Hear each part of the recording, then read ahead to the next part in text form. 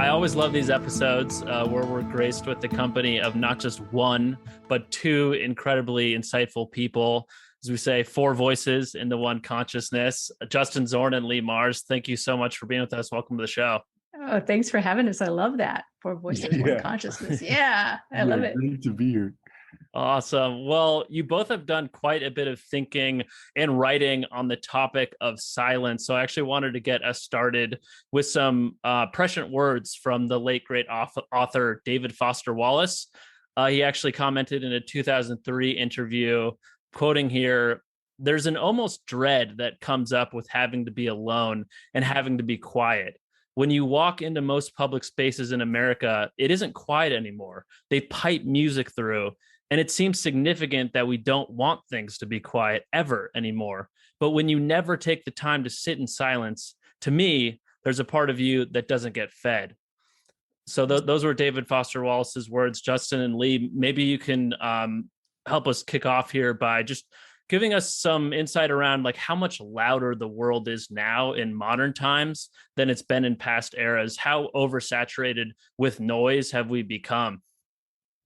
I love that quote. Thank you for sharing that. And a big part of, I think, why we wrote this book is because our world, our society, our culture has just fed that dread that you described in that quote. We've just succumbed to that dread because silence is uncomfortable. Silence can be scary. And as a culture, we've just decided, let's minimize silence. Let's minimize the spaces where we have to face ourselves. Let's minimize the spaces where we have to really sit with the discomfort of something. And we wrote this book because we were feeling a little bit despondent about the state of the world, the state of politics, the state of discourse, the state of the culture. And for us, it was like working in Congress, where I was working and working on environmental issues and social issues as Leigh was. We just felt this intuition that the answer was to tune into silence, was to make an opening for more silence, not just turn down the noise, but really listen to the silence, really honor it. Mm. Leigh, what would you add? Yeah, well, what we did, we wrote an article for Harvard Business Review, just first kind of testing out this notion, were we on to something? And starting really with auditory noise and the rise of that, which we'll talk about the different types of noise we explored eventually. But starting there, and even just taking that first step in to look at noise, putting it to Harvard Business Review, a pretty, mainstream audience, this notion, and that article went viral, much to our surprise. And so we took that as a signal that there was something to investigate here. And we went forward, just interviewing lots of people, neuroscientists, poets, activists, politicians, a man incarcerated on death row, Grammy-winning opera singer, heavy metal frontman, just a great cast of characters, all who had devoted time for silence.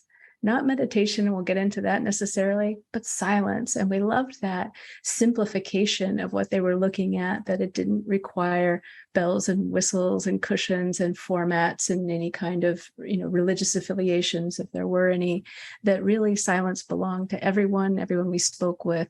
And they pointed us in the direction when we asked them, what's the deepest silence you've ever known? They pointed us in the direction that was beyond the auditory, beyond informational silence, which we'll get into each of those and how they're louder, and beyond, into internal silence, and that those states could be in existence even in loud, raucous environments. So, yeah. For sure. Absolutely.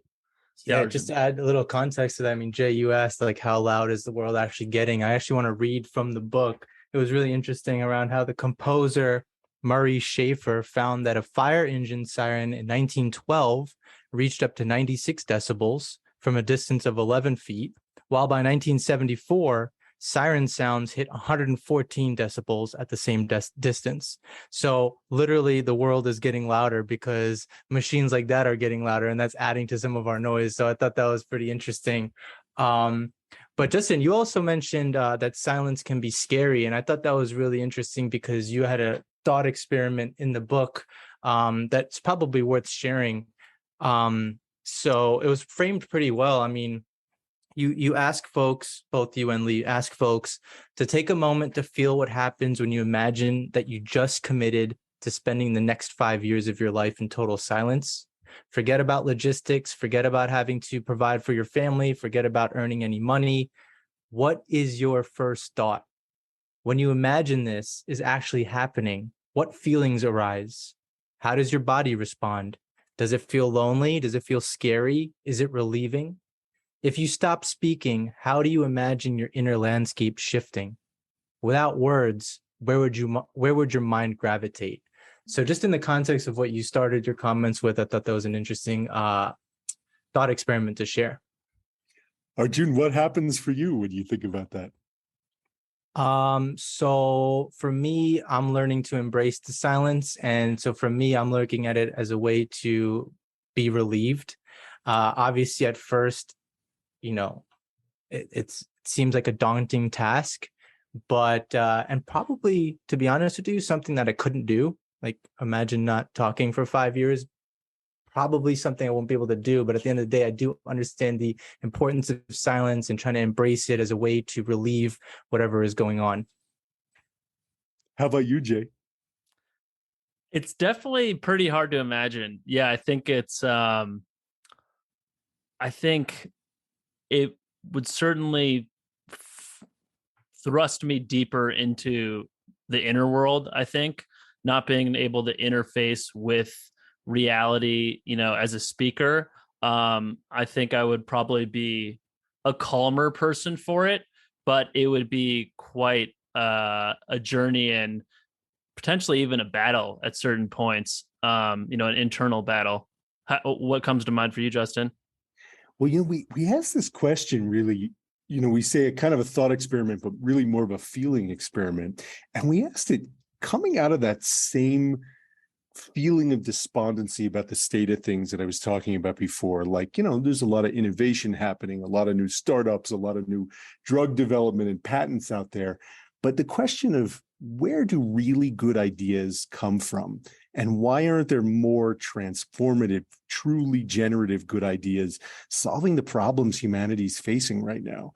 So when we were looking at that question, which was kind of an extrapolation of the old adage that the best ideas usually happen in the shower, an extrapolation of how the best ideas come from beyond the noise, we looked to Pythagoras, who 2,500 years ago was this Greek philosopher who a lot of people know from middle school math class for inventing that theorem about how to find the long side of a right triangle. Pythagoras invented so much stuff.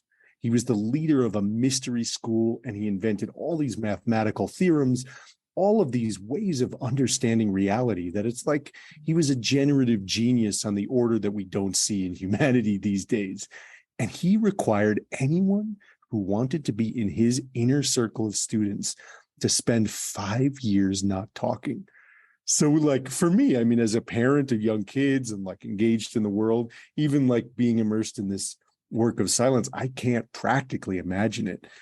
But it's like when I really think about what would happen 5 years in silence, and sometimes you could get, people who do work, do long meditation retreats, or sometimes people who do intensive work with psychedelics and entheogens can feel this as well, like a glimpse into the vast silence. But for us, for me, and I think I could speak for Leigh after many conversations on this and explorations of this, what happens in this turn toward deep, deep, profound silence is a turning toward truth, a shifting in the architecture of the mind, away from performing for other people's expectations, away from trying to be entertained or fill the space, toward truth. Definitely. Yeah. I think that one of the things that really struck a chord with me was this idea of informational noise, which you brought up earlier, Leigh. And I think that there is kind of a connection perhaps between the oversaturation of informational noise and our kind of current like fixation on productivity and kind of like consuming information as a way of being productive. I think maybe in past eras, there was kind of like a keeping up keeping up with the Joneses dynamic around like making sure you have the biggest TV or making sure you have the newest grill. But now there's kind of like a keeping up with the Joneses thing going on with making sure you're up to date on your content. And, you know, you're taking advantage of your free time to enrich yourself with information. But I think, you know, not everything is worth knowing. And to your point, Justin, there is a truth that gets lost when you make your aim in life around just consuming information, because information without truth, you know, I don't know how much value it really has. Right. That's a great point. And maybe that's a good time to kind of zoom in. We talked about auditory noise as decibel levels, and we're pretty familiar with that type of noise that assaults our ears, our nervous systems. And actually we explore even how the impacts on our health, on our sleep, on, you know, and all kinds of downstream impacts. But then also we looked at informational noise, and in today's era, we Eric Schmidt, the past CEO of Google, estimates that we generate something like the amount of content we did from the dawn of civilization to 2003, but every 2 days. So the amount of mental stuff that is available, that information you were just pointing us towards, has increased beyond, right? Beyond. And really, even looking at a study of the last generation, it was something like in 1986, Americans consumed a fifth of the information we at least attempt to consume today. So you're right. We are jamming this amount, an enormous amount of information in our brains. The problem is, and cognitive scientists will tell you this, that we have a very limited capacity for attention. There's just only so much attention to go around. It hasn't increased in a very, very long time, if at all. It's not increasing with the amount of information I just described. So we're overloaded all the time. And then what is important and how to sift what from what. So our answer is to kind of step back into silence so that we can help discern that signal from the noise, right? Because too much information, we're not distinguishing it from data, but that overload of of things that are grabbing for our attention and laying claims on our consciousness is what we're interested in. And then how those two types of external noise impact our internal landscapes is what really interests us. When and we look at how Ethan Kross looks at internal chatter, the way we talk about ourselves to ourselves, and that condensed speech. He estimates we're listening to something like 320 State of the Union addresses every day. Wow. Right. So this and these feedback loops, you imagine, when you really feel saturated, how you grab for more distraction, how you start ruminating and thinking, how you might turn up the volume on whatever it is you're listening to. There's a relationship there that we got really interested in and explored within the book. Yeah. Mm-hmm. Yeah, those are fascinating statistics, and definitely grabbed my attention when I was reading them. And then just in the context of something else you guys were writing about, which is, you think about the traditional smoke break. I know many people have stopped smoking cigarettes, and so maybe that's less relevant, but think about the break that you're taking during the day. Are you also looking at your phone while you're on that break? Most likely. And so, in your opinion, or, from your research, what would you say is that healthy successor to the quote unquote traditional smoke break? Yeah, we look at that. Leigh makes a confession in the book that she used to smoke, but the confession isn't really that she smoked it. It's that she loved it. She loved the sizzle and the swirls, and she's so glad that she quit. But she realized that, like most people, when she quit smoking, she lost that unstructured moment of simply tuning into the silence in her days. So in the book, we look at this that you just mentioned, Arjun, about the healthy successor to the smoke break. And we don't want to be prescriptive. We don't want to say, here's how you have to do it. But in the book, we explore the stories of all sorts of people. As Leigh mentioned, some of the people we interviewed exploring this question, what's the deepest silence you've ever known? And they walked us through how it's possible to tune into silence even in this extraordinarily noisy world, moment to moment, and also sometimes in deeper experiences. But we call these moment-to-moment experiences these healthy successors to the smoke break. And one of them is to just simply step away from your desk or your computer or your phone and simply listen. Listen to the breeze, listen to the sound of the branches rustling, listen to the rain, listen to nothing in particular, maybe just the ringing in your own ears. But this act of listening, science has found, researchers at Duke Medical School have found, actually can regenerate brain cells in the hippocampus, the region of the brain most associated with memory. There was a study several years back looking at the impact on mammalian brains of different types of auditory stimulus.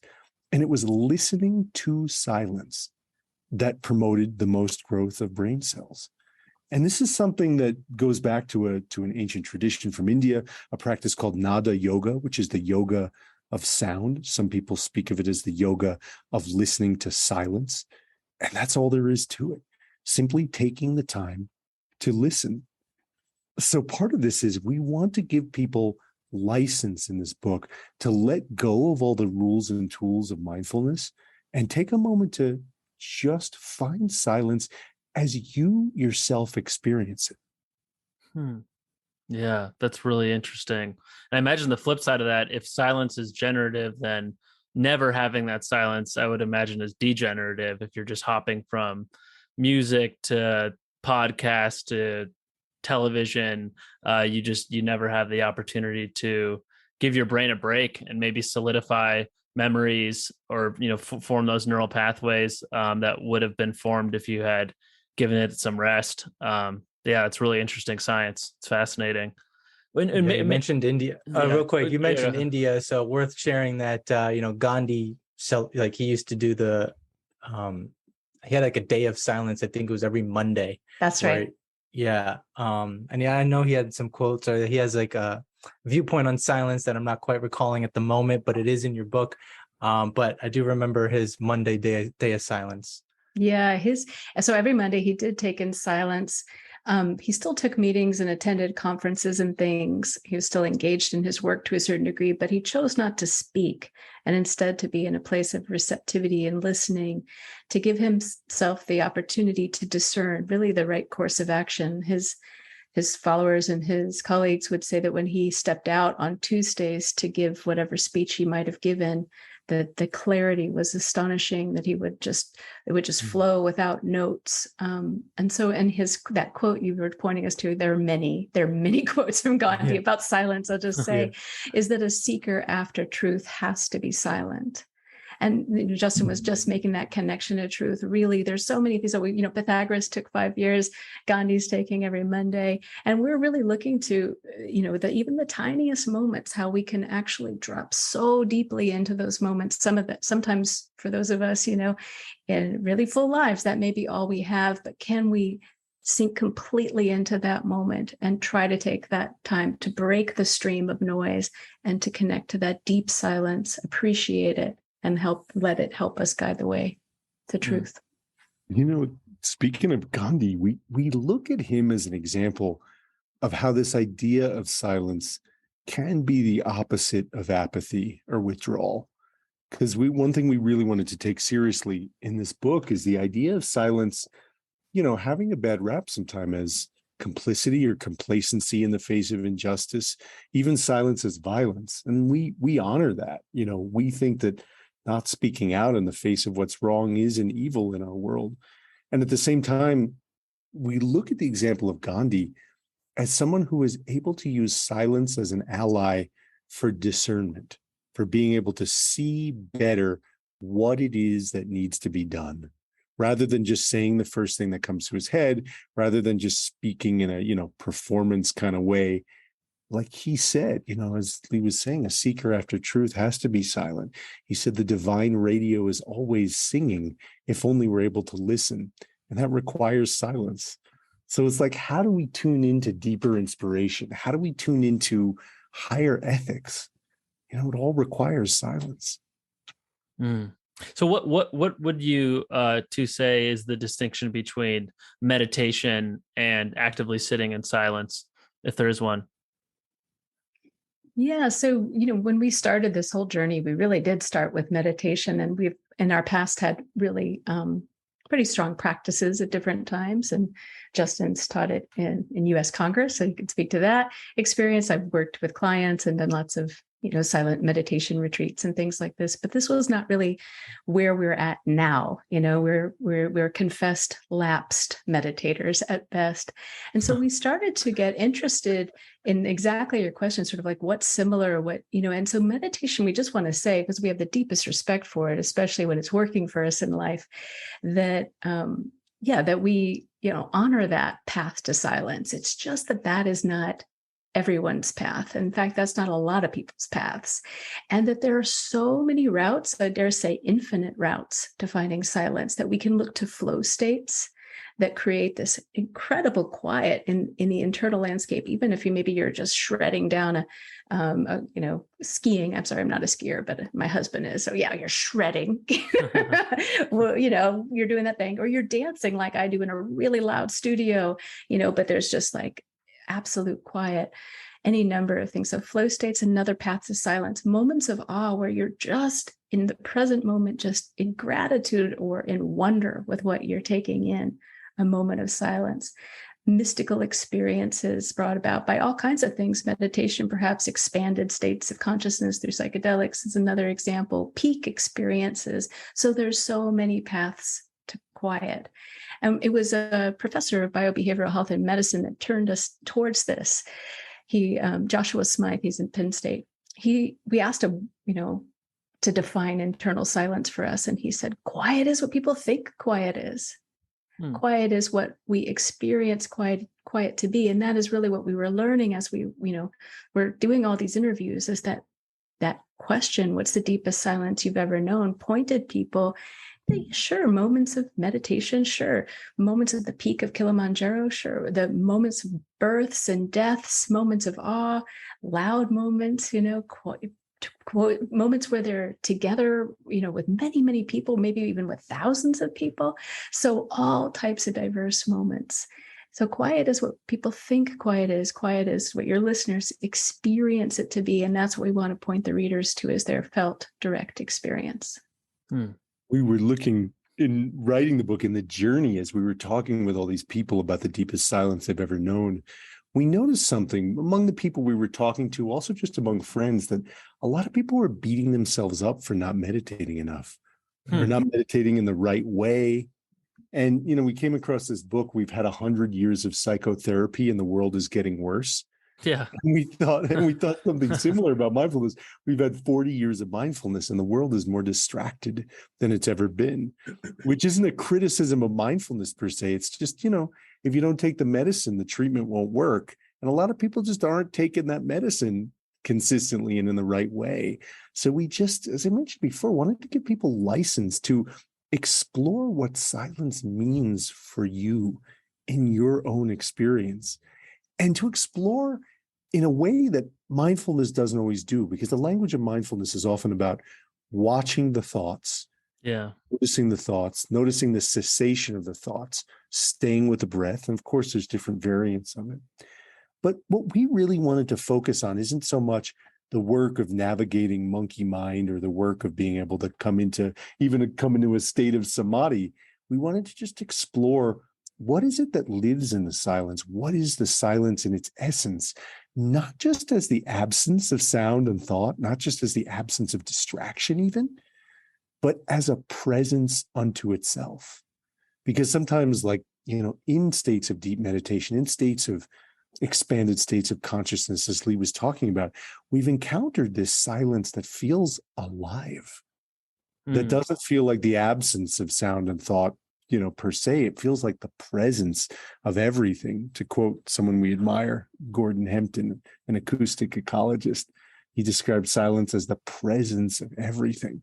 We talk about it as the place to experience the canvas of creation, letting go of the most basic responsibility these days, which is having to think of what to say. Yeah. Yeah, actually, that's really interesting, because you also allude to that oceanic silence that I think people might be able to relate to. But I actually want to just kind of go on a little tangent on that, because I'm curious personally how you both feel when someone is multitasking in front of you.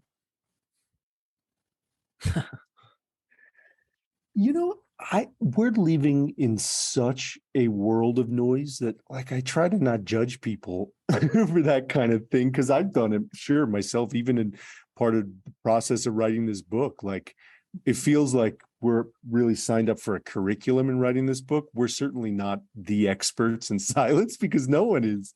There's the scientific part of it. There's also kind of the ethical part of it, as you're alluding to, Arjun, like, how we can live with more pristine attention. But we're living in a world of so much noise. We're living in a world where our jobs, our social expectations all demand that we're kind of always on. We talk with a guy named Tyson Yunkaporta, who is a member of an Aboriginal clan in Australia, and also is an academic at an Australian university and a carver of traditional tools. And he's just an extraordinary guy.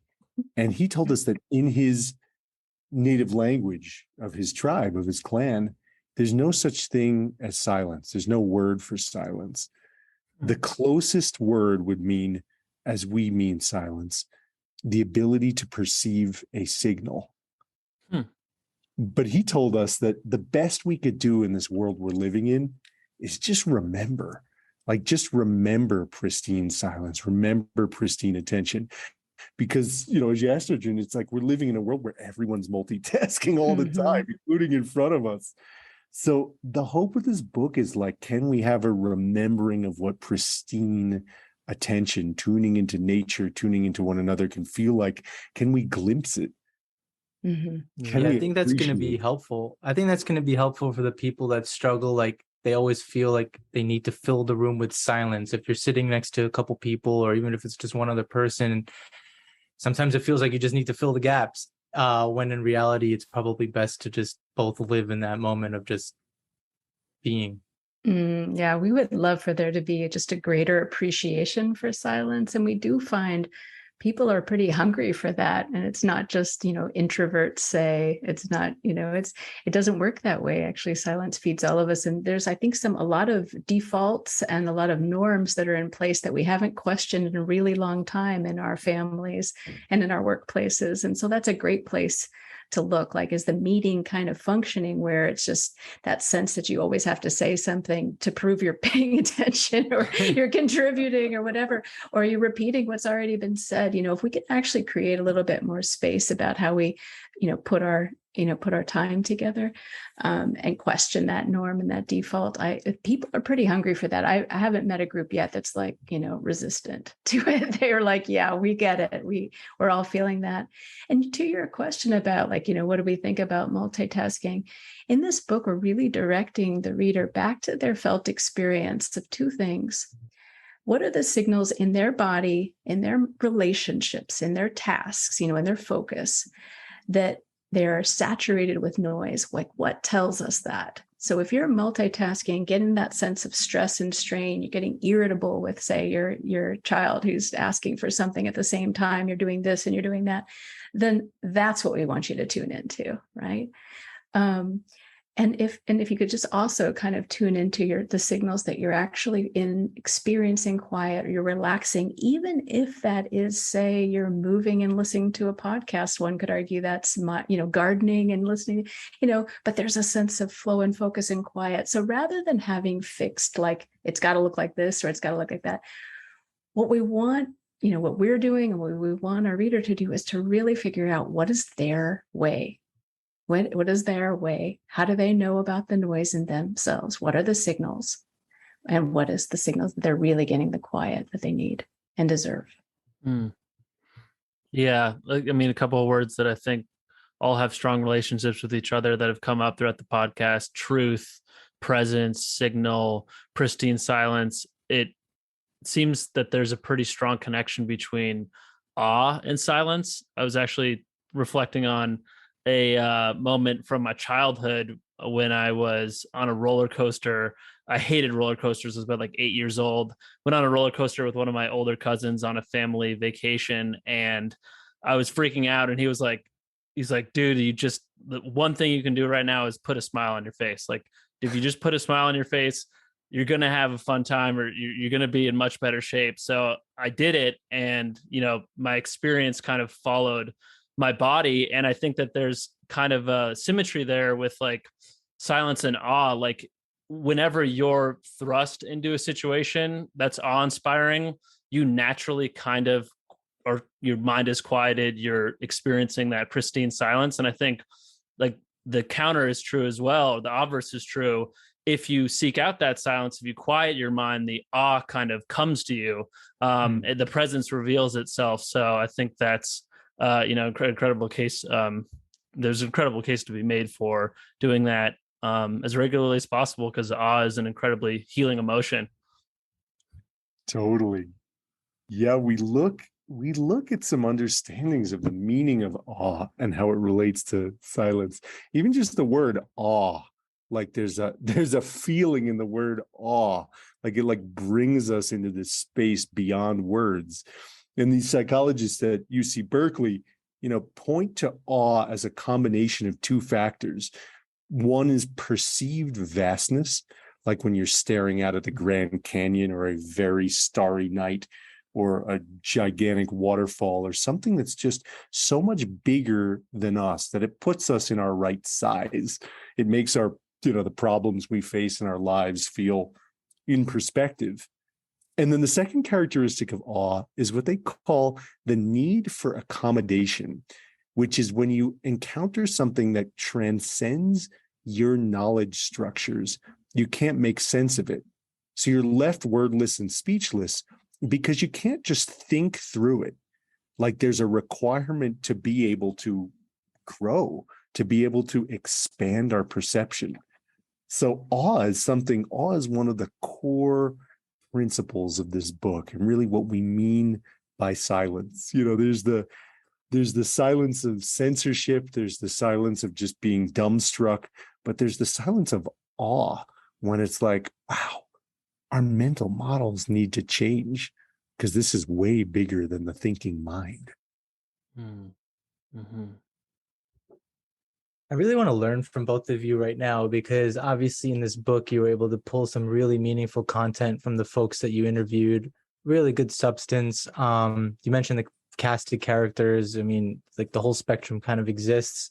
I'm sure you were asking them the questions like, what is the deepest silence you've ever known, or, define silence for me. But I'm really interested in like studying you right now and understanding how, as interviewers, you got people to open up. One thing that I learned from someone else, James Altucher, is to study what great interviewers do. And, in that process, I came across things like, someone like Howard Stern. Something that he does really well is he's able to really pull out of people some of their most vulnerable moments. And the way he does that is by, going through the conversation.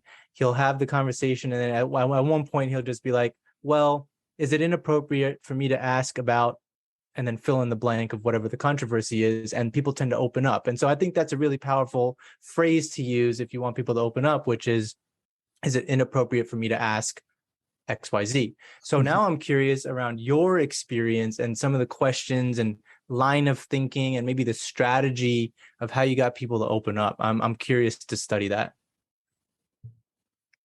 I love that you asked that, and we haven't been asked that yet. So I'm just going to give a little space to that question. What I'm reminded of is I don't identify as an interviewer per se. I don't think Justin necessarily does either. But it really just felt like we were kind of pulling up a chair and having an intimate conversation. It got intimate pretty quickly. There's something about silence that made that so, this like shared love and respect, the potential for healing and connection and transformation in one's life. And of course, asking this question, which could be pretty personal. What's the deepest silence you've ever known? And we wouldn't start with that, even though we start the book with that. Yeah. we would wait. There'd be a feeling in the air, as I recall. And then we would ask that question, and I'm looking at Justin. And so it's really sensing. I think there was a lot of time, as interviewers, or just really as humans, we're just trying to sense the field between us. And personally, I love that we end with some that isn't coming from an expert place, that we say, what is the question that we should have asked but didn't? Right. Nice. Because here's this, because the presumption that our framing is enough, covers it for this, incredible human we were talking to at any point in time. All of them were. So I like that spaciousness, the sensing and feeling into this space. So that's what I would say. I look forward to Justin's answer. Yeah, June, I love this question too. I love that you asked that. And, for us, I think a big part of it really in asking this question, what's the deepest silence you've ever known, is that we wanted to get beyond the mental with the question. We say in the book, the opening words of the book are, what's the deepest silence you've ever known? You can trust the first memory that comes to you. No need to overthink it. As you remember the experience of this silence, see if you can settle into it. Recall where you are, what's happening around you, and who, if anyone, is present. See if you can summon the atmosphere, the quality of light, the mood in the air, the feeling in your body. So we try to get really kind of experiential, because sometimes it's seems so funny and ironic, maybe even hypocritical, like writing this long book about silence. We're like, oh my God, what are we doing? that was not lost on us. I thought about that. Yeah, for sure. We address that Us a little too. bit. It's but I mean, we work with this by getting into the feeling. We get into a lot of statistics and this and that, but our hope is really, can we get into the feeling? Can we get into the lived experience of silence and be humble about what this book is? This book isn't any kind of grand realization of anything. It's a finger pointing at the moon. It's a gesture towards what this silence is. So, in our questioning, we, rather than saying, give us your ideas, take us into the grandeur of this deep, profound moment of your life, we're much more point to it, show us what the feeling is like for you. Nice. Yeah, like that. I'm probably going to start stealing that kind of language, point to it. Yeah. Please do. Yeah, I like that. Yeah. Well, when it comes to the deepest silence that you two have ever known, can you tell us a little bit about what experience comes to mind for each of you? I'm curious whether it was by yourself or whether it was shared with other people. Yeah, we do share some examples in the book. And I'll just speak a little bit to that one. In my case, it was with other people present. And it was with also a whole lot of internal voices present, they were unhelpful voices. So it was a postpartum experience that I had, where after my daughter, who's now 16, was born, I just didn't sleep for 25 days and went into a psychosis, a lot of anxiety, a lot of obsessive compulsive behaviors. And each of those, there was just a cast of characters in my head, which I go into great detail about. And when I was sitting on the couch with the psychiatrist, who was the person I finally kind of made my way to get some help with this, he asked me this question: have I ever lost my witness? Where he said, have you ever lost your witness? And there's something sometimes about a question that can just cut through everything and clear the way, which is what happened in this experience. And in that experience, not only did the voices move to the side, but there was this just vast consciousness available to me, in a sense of being held by silence, by a presence that told me I would be okay, my daughter would be okay, my marriage would be okay, all the things that I was completely terrified about that were feeding all these voices, it would all be all right. So that's the experience I point to, and I struggled with that. I'll just say whether that was the one. I kind of thought, shouldn't it be on the top of this mountain, or shouldn't it be, whatever? Shouldn't it look like this or that or whatever? And this is part of what Justin was pointing us to, not the concept of silence, but the felt experience. And that felt experience changed me. It changed me cellularly. And that's what people pointed us towards, those moments. Yeah. There's certainly those traditional moments of deep silence that we point to that we both had, these balmy mornings over a vast ocean or stillness amidst untrampled high mountain snow. That's there for sure. And also like sweaty rave type experiences like the 4 a.m. Yeah. mark at an all-night dance party, when you lose like all of the sense of self-referential thought. But the example I give of my deepest silence, one of my deepest silences, is like Leigh's. It's an experience after my wife and I had children, had our twins who were born 2.5 years ago, actually, while we were in the process of writing the book.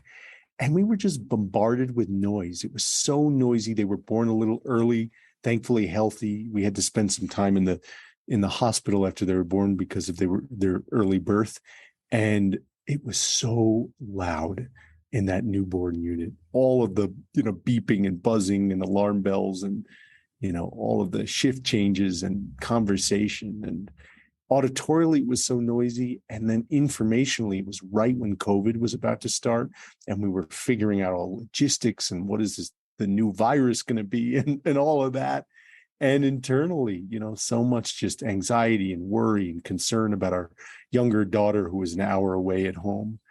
And there was just a moment when my wife stepped away and the nurse gave me the opportunity to hold both babies, the twins, at the same time. And I unbuttoned my shirt and held them skin to skin and felt their heartbeats and felt our breathing and felt all of the breaths and then all the heartbeats almost feel like they were synchronized.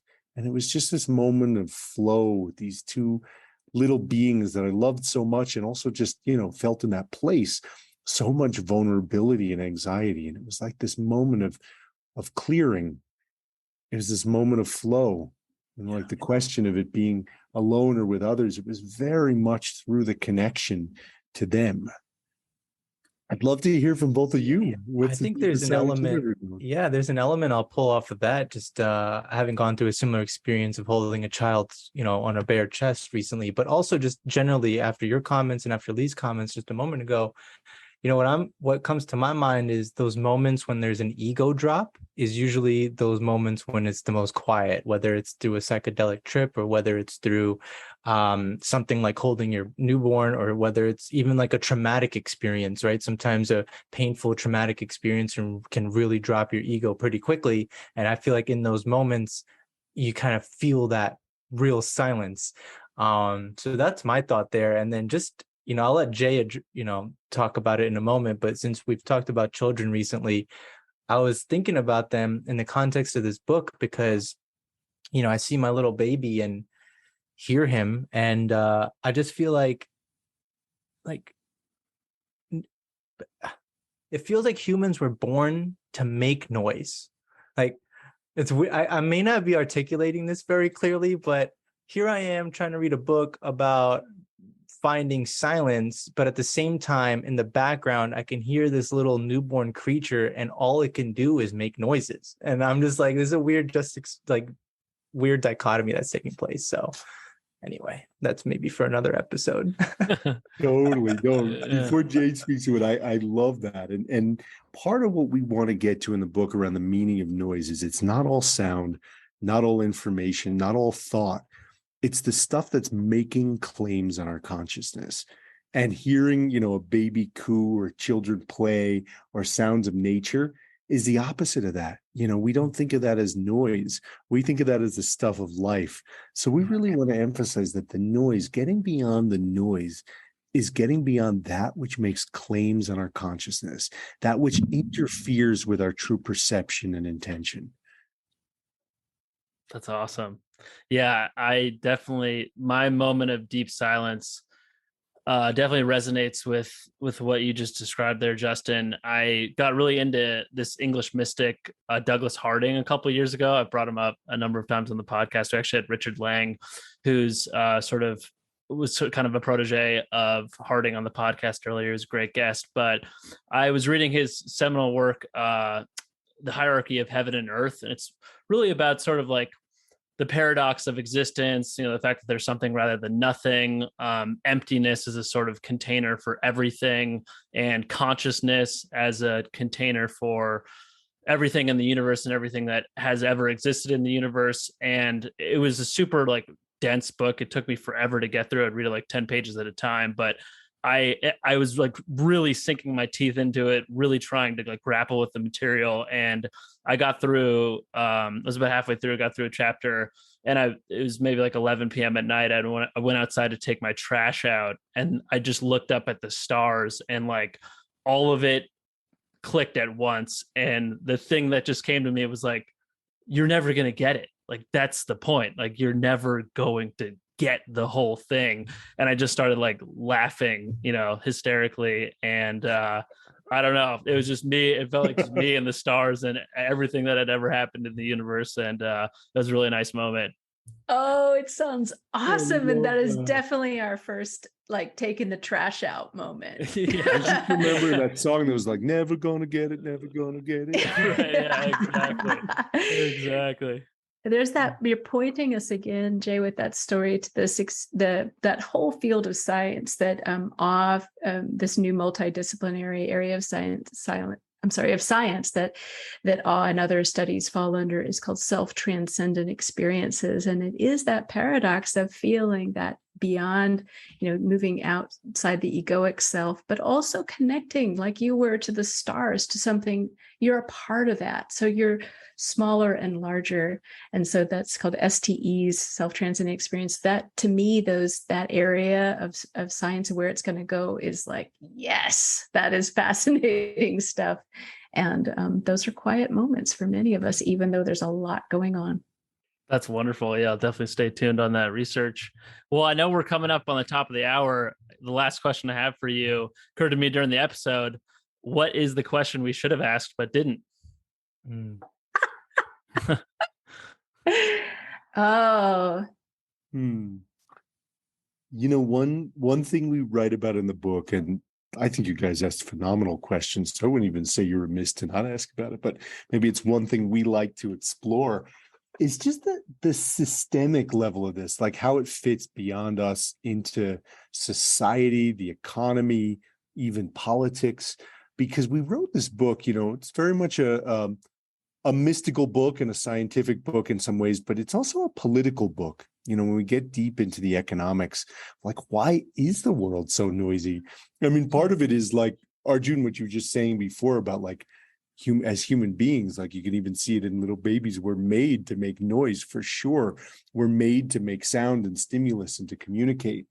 But there's also like something about our culture, something about our economy right now that is driving us to be noisier than ever, like to unsustainable levels of noise. And we look, for example, at how we measure progress in our economy and how we measure GDP. Famously, if you keep a forest intact, it doesn't count as anything according to GDP and economic growth. It only counts as something valuable if you chop it down and turn it into lumber to sell at Home Depot. And you can say the same thing about human attention. Like, it doesn't count as anything valuable according to our economic metrics if you're simply sitting and appreciating the sounds of the rain or the breeze in the branches, or even simply appreciating the sound of your baby or toddler playing and appreciating pristine attention playing with your child.